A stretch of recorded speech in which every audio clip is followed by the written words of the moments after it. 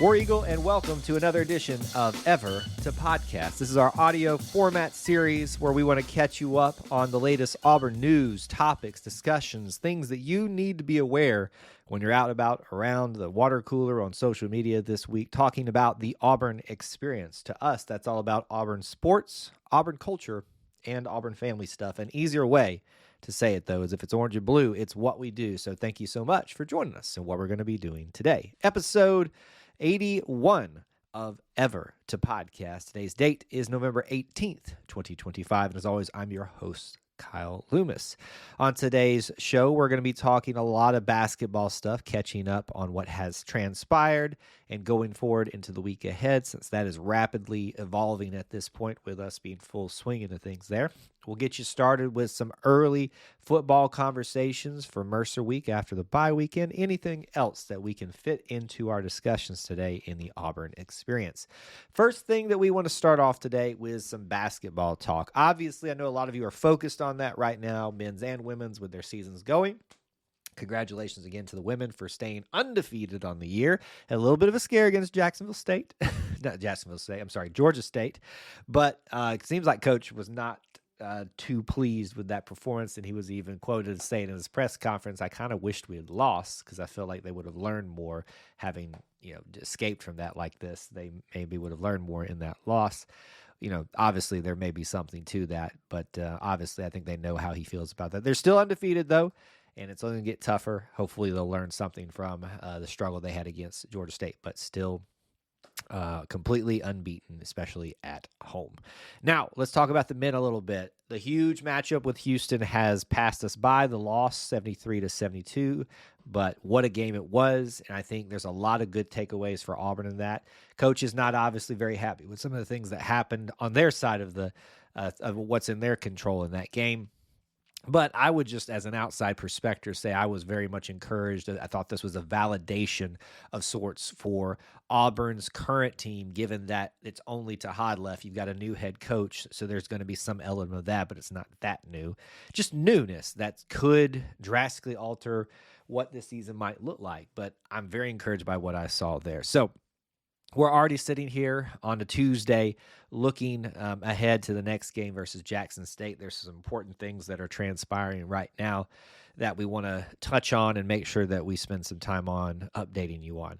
If you watch the Houston game, other than the exciting finish, the unfortunate thing is that your star player, and I say star not being Tahad, only because Tahad is just kind of the expected star right now, but the new star, Keyshawn Hall, maybe your quote-unquote key to the games so far without what he's been able to do scoring, hurt his ankle in the game, and it looked pretty bad at the time. He got up on his own power, with help, and was able to put some pressure on it, but obviously wasn't the same. They obviously went and took a look at it. We've been eagerly waiting for the press conference today with Stephen Pearl to hear what the update was, and from him it officially is called a lateral foot and ankle sprain. So that is quite the mouthful there, and tells you this is just a little bit more than your typical ankle sprain. Now, the x-rays apparently were negative, which is better than what some were speculating. It might be a little bit worse than that. But right now, there's no timetable out there. I saw even someone on one of the beat writers post on X. They have this thing called Grok, which is an AI, which will summarize things or give you the gist of things, put things into context. And they asked him, well, what would you say about this? And he went through the Grok. The AI went through and explained the different grades of a lateral ankle sprain and how grade 1, grade 2, grade 3 is the worst. And there's no really understanding of how severe this is. But I take it this is a little bit higher than normal. So with no timetable, doesn't expect him to play nor wants to utilize him versus Jackson State. Coach has already said that. The question really becomes, can he make a return for the Players Era Tournament out in Vegas, which is just a week away, under a week away, frankly.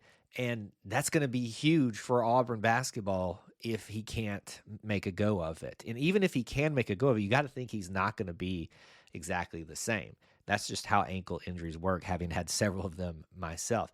But what a great opportunity, though, for Auburn to show that they're not just one star player or two star players, that they're a complete team So this is an opportunity they can seize upon against the best competition that they'll see thus far as a group in terms of all the talent that's there. Not Houston was the number one team, but just in general, all collective together, the teams that they're going to be playing out there. Final note, just from the press conference and things for this week. Obviously, a lot of people are talking still about the backcourt for Auburn and Caden Magwood, Abdul Bashir, Simon Walker, Blake Muselik, along with Tahad, obviously. But who's going to be playing those minutes and actively playing there the most alongside, Tahad? It's up for grabs right now, it sounds like. It's kind of an open audition. You've even seen Blake Muselik, who started as a walk-on, getting some playing time in significant games just like that. So that's a really encouraging sign for him. Simon Walker's back. Abdul's gotten off to a slow start. Caden's had some pretty good time. So that's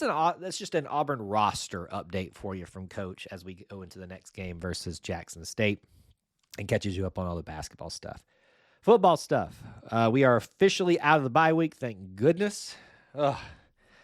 That's awful. Sorry, I won't get on my rant. If you were on episode 150 of the Auburn Experience podcast, you heard me rant about double bye weeks enough. I'm really fighting the urge to do it right now, too.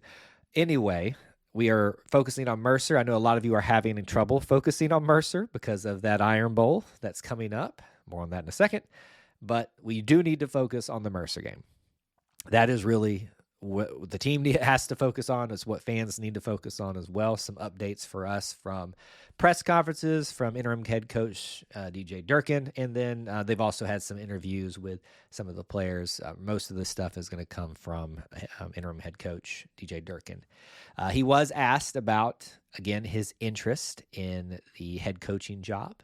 And he opened up a little bit more about that, but while also shucking away towards the end of it and saying, hey, we're focused on Mercer and finishing out this season and making this our team. He did say that every day is an interview for him here, and he feels like that's how he's interviewing. He acknowledged there have been conversations about that option or is where he stands and all that, but and I've said this all along. He has the easiest path to the head coaching job. All he's got to do is produce a good product out there on the field, and then he's got a very strong case going forward because he's actively with the team right now. And it seems like he shares that mentality as well. So that's kind of an update for him on that. And then you got an update on quarterback situation, roster stuff. Ashton Daniels will not play versus Mercer. That was a mutual decision between mainly with the coaching staff, but I'm sure Ashton gave his input as well so that he can maintain one last year of eligibility and play wherever, hopefully here at Auburn, but wherever. And I think that's a great thing when you can balance the needs of the team with the player. It shows a commitment to the players as much as it does to the team. And this is, a guy that wants to play. He doesn't want to just sit out for the sake, but when it makes sense for the team, it does. With that in mind, 2 quarterbacks left that can play, or that would mainly play, that being Jackson Arnold, the former starter, and Deuce Knight. A lot of fans want to see Deuce Knight out there as the starter. There's no starter yet. Let me reiterate that as of right now on this show. But you will see a lot of them, I would imagine. In fact, the plan and hope would be that even if Deuce weren't to start, that you would see him a lot because you hope that you'll go out there and take care of business, as you should against a Mercer team. Don't get it twisted. Mercer is one of the best of the FCS. People need to remember that and pay attention to that so you're not shocked by a few things. But that's really where we stand right now with some roster updates and other things within the program. We'll keep updating you on as there's other things to discuss as we approach the Mercer game. Last thing, and I can't get away from not talking about this. We saw the news yesterday. The Iron Bowl officially will be a night game for the first time in Jordan-Hare Stadium in 18 years, I believe the stat is, 2007. Now, let me be very clear. We made posts about this. We got correction Karens and everything out there that want, because, you do your best to write these things up, but everybody wants to nitpick everything and be the one that corrects you and stuff like that. So when you say it's the first night Iron Bowl, it's 18 years, you're talking about Jordan-Hare Stadium. There was one in 2014, which I remember, in that dumpster in Tuscaloosa. But obviously this will be the first one in over 18 years in Jordan-Hare Stadium. I'm so excited for that. Didn't really think we would ever see that much in my lifetime. I thought they were pretty locked into that 2:30 slot or 2-3 slot, whatever. But it's happening. It's going to be fun. Night game, Jordan-Hare. And yes, folks, The Iron Bowl, even when it starts in the middle of the afternoon, finishes at night every time. We know that makes it technically a night game too. Some of y'all get caught up on technicalities. The point of this is everybody's been calling for it. Everybody's wanted it for the most part. Auburn, Alabama, the Iron Bowl, the greatest rivalry in sports. It's a hot take, but it's not this hot when you really look at it. The greatest rivalry in sports will be a night primetime game. We're excited for it. We'll talk more about it as we approach that. With that being said, that's going to cover us for episode 81 of Ever to Podcast. Reminders for you. Check out our main show. If you're already subscribed here listening to this, you've probably already seen it. The main podcast, The Auburn Experience, episode 150. It was a wild one with me and Austin. We were on one for some reason. I don't know what we were up to and the shenanigans that we had in that podcast. Check that out if you haven't. We'd love to have you there spending some time with us on that show. As always, hit us up on direct messages on social media. Email is etcnetwork@gmail.com. As we leave you, I want to remind you, the Auburn Creed asks you to do these things: to do justice, love mercy, and walk humbly with God. We ask you to do the same. War Eagle.